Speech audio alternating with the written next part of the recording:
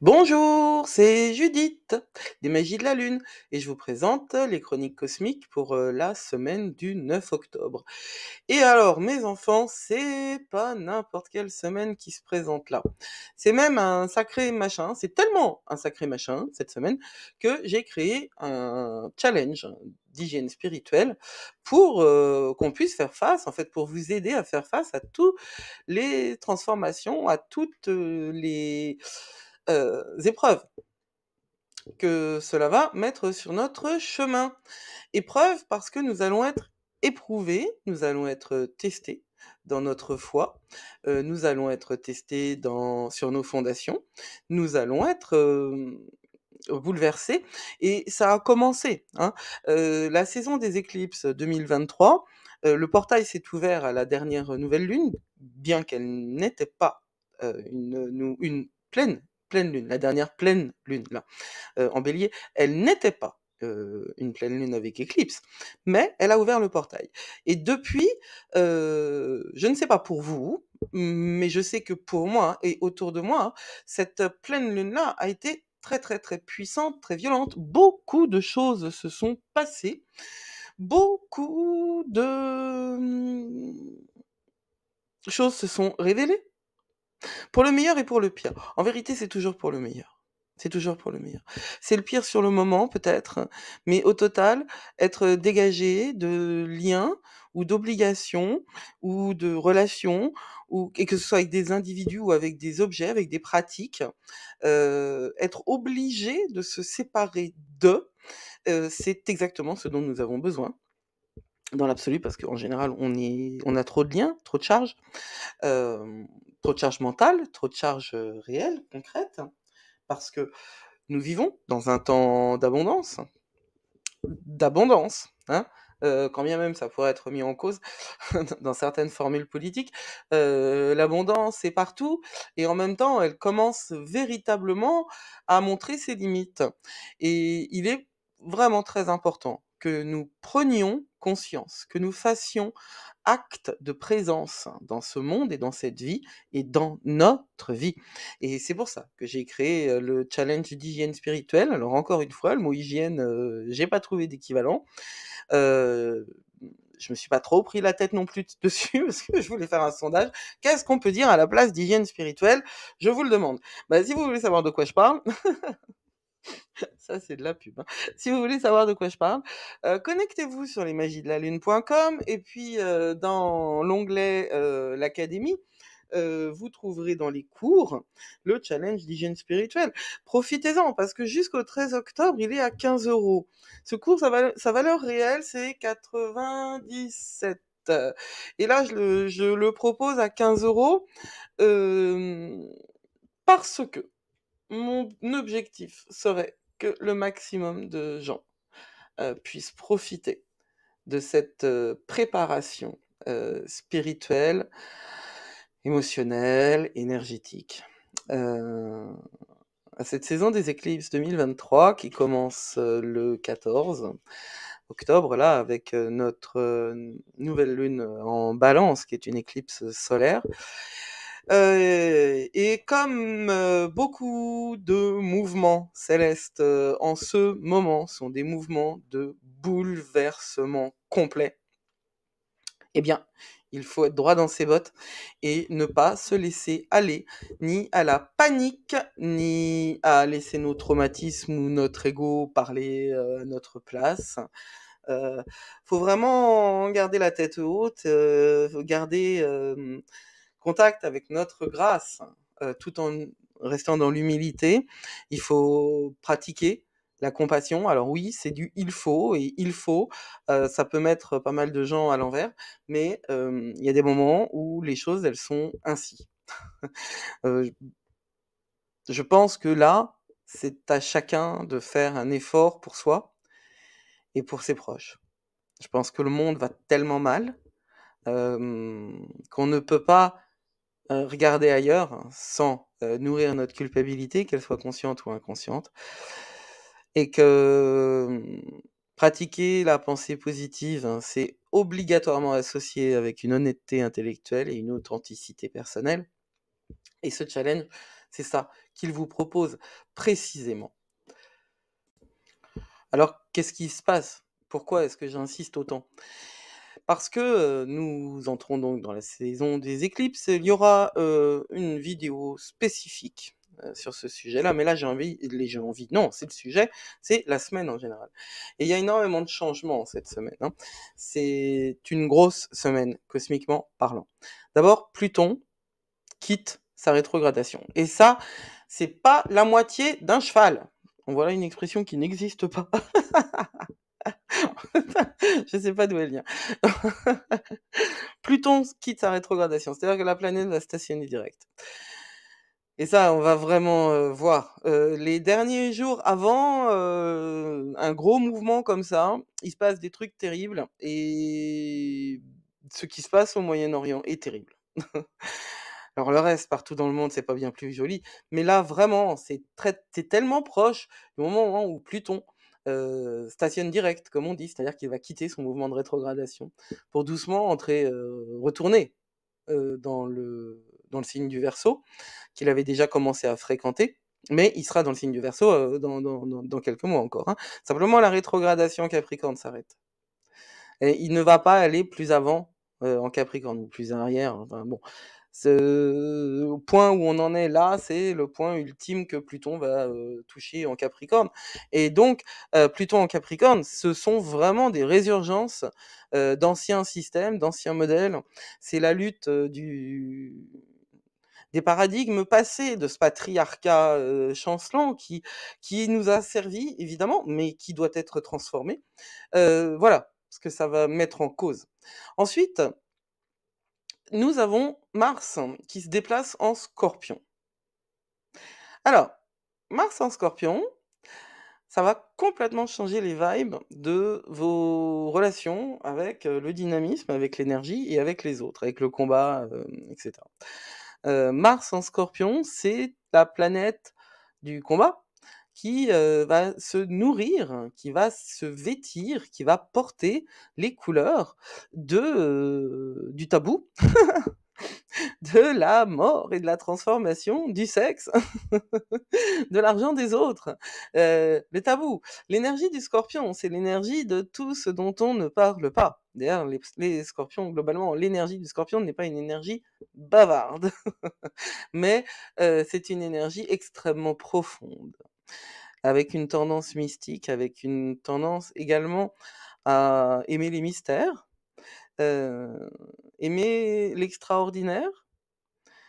L'énergie du Scorpion, c'est une énergie qui est associée à celle de la maison 8. Alors pour vraiment voir comment tout ça va vous impacter, regardez votre thème de naissance, regardez ce que vous avez en Scorpion et ce que vous avez en maison 8, et puis vous pouvez aussi évidemment regarder Mars. Où est Mars dans votre thème à vous? Parce que c'est pas de la petite bière non plus. Tiens, voilà, ça devait être ça, la moitié d'un cheval. Je sais pas d'où ça vient, mais c'est pas de la petite bière non plus, ce passage, ce déplacement de Mars dans le signe du Scorpion.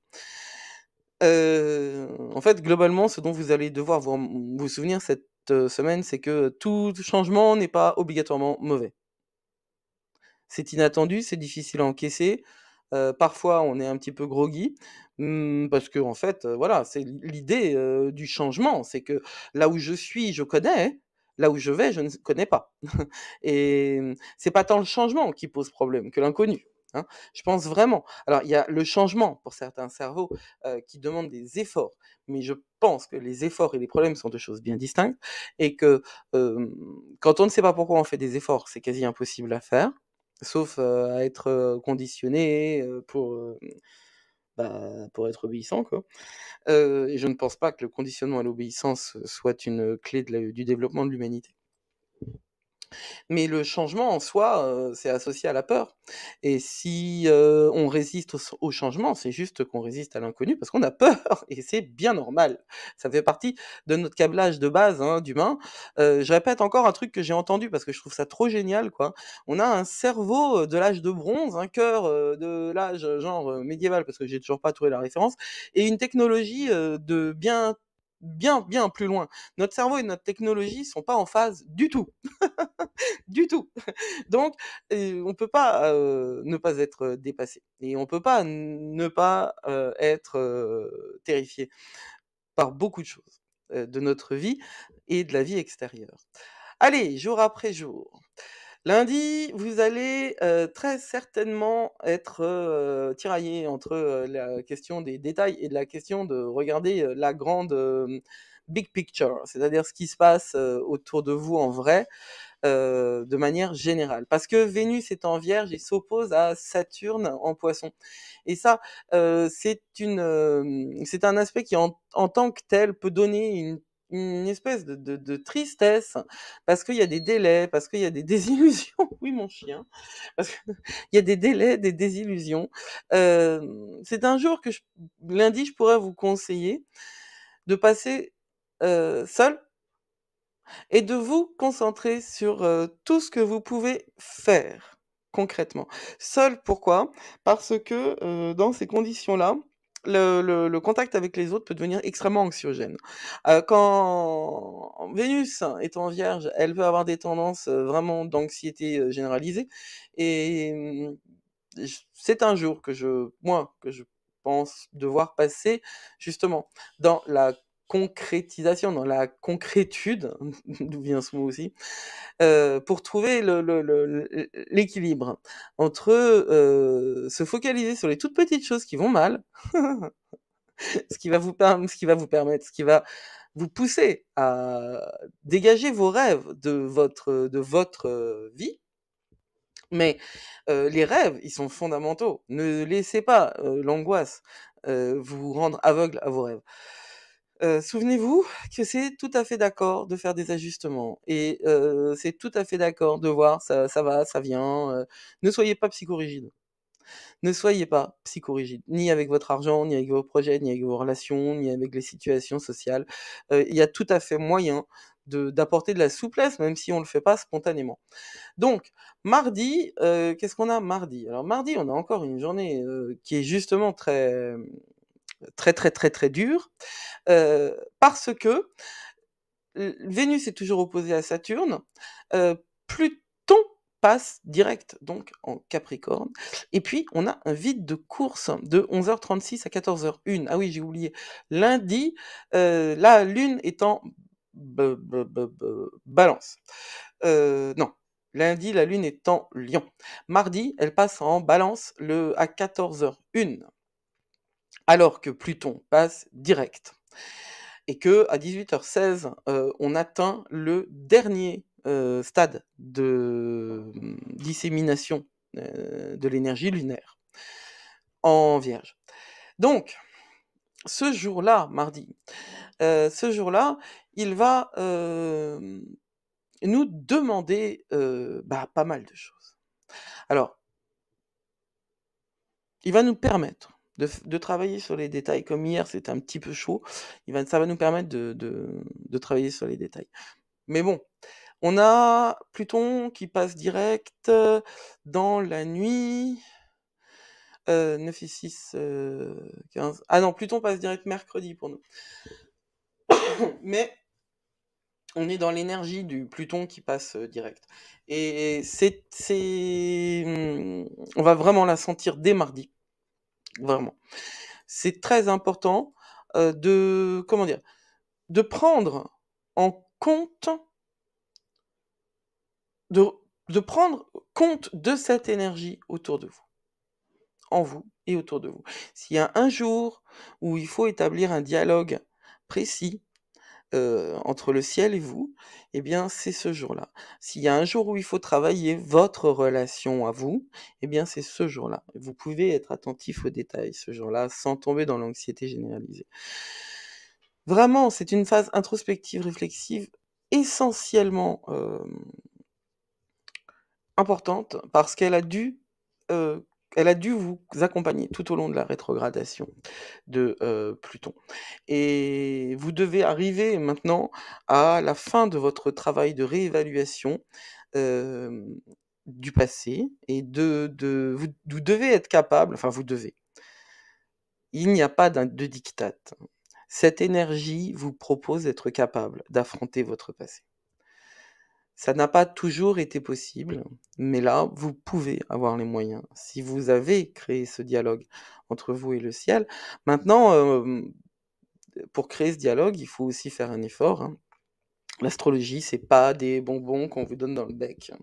L'astrologie, c'est un travail personnel, un travail de développement personnel et de développement spirituel. Mais je suis désolé, tout dans la vie, tout ce qui a de l'importance demande de l'effort.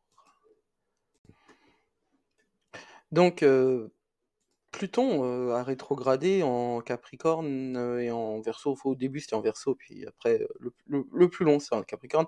À partir du 1er mai 2023, ça nous a apporté beaucoup de changements, de transformations dans nos relations, dans notre travail, dans nos projets. On a eu beaucoup de choses à lâcher, hein, pendant cette période. On a eu beaucoup de choses aussi à intégrer à propos des schémas répétitifs ou des situations qui reviennent sans cesse avec nous dans nos vies, avec nos énergies. Et maintenant, voilà, Pluton va cesser cette rétrogradation et il va être temps d'intégrer les transformations qui ont été révélées pendant cette période. Tous les changements ont été en nous comme des espèces de graines, en fait, qui ont travaillé profondément, de manière interne, profonde, nos, nos schémas les plus structurants. Pluton, c'est la planète qui apporte le nom, hein, du dieu des mondes souterrains. Donc on est vraiment là dans tout ce dont nous n'avons pas conscience et qui pourtant nous agit en permanence. Alors maintenant, ces graines de transformation ont germé, elles sont prêtes à percer la surface, quand bien même serions-nous en automne. D'ailleurs, si tant est que ce soit un automne, hein, parce qu'en Bretagne, il fait genre 25 degrés, quoi, c'est juste improbable.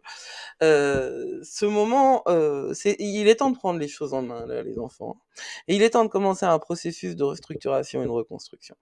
Et vraiment, ne vous laissez pas faire. Ne vous laissez pas porter par le flot, là, en ce moment. C'est pas exactement ce qui va vous apporter ce qu'il faut. Vous avez une vision plus claire, vous avez une vision solidifiée par les connaissances acquises pendant ces mois de rétrogradation. Et maintenant, il va être question d'affirmer ces transformations qui ont eu lieu dans le domaine de vie dirigé par le Capricorne, c'est-à-dire tout ce qui concerne l'ambition, le travail, la réalisation concrète, mais avec une visée large. Pardon. C'est une période de puissance pour intégrer les leçons, appliquer la sagesse acquise et consolider les changements. Travaillez avec cette énergie et vous pourrez exploiter le pouvoir transformateur de Pluton pour créer un changement durable et significatif. Ça veut dire quoi, travailler avec l'énergie? Eh ben, ça veut dire quoi? Ça veut dire créer ce dialogue entre vous et le ciel. Travailler avec cette énergie, c'est recueillir la manière dont vous vous sentez et dont vous fonctionnez. Alors il y a un côté obscur. Il y a un côté obscur, toujours, et le passage en direct va faire réapparaître d'éventuelles résistances ou craintes résiduelles liées aux transformations entreprises. Parce que même si les bouleversements et toutes les dynamiques actuelles nous amènent vers le mieux, eh ben, toutes les résistances, elles font surface. C'est-à-dire, on n'a pas arrêté de le voir, ça. La remontée des résistances, on la voit partout. J'ai qu'un mot, climato-sceptisme. Scepticisme, voilà, j'en ai qu'un et il n'est pas juste. Le principe même d'être climato-sceptique en 2023, c'est un principe de déni et de résistance, et c'est réellement les ombres de Pluton.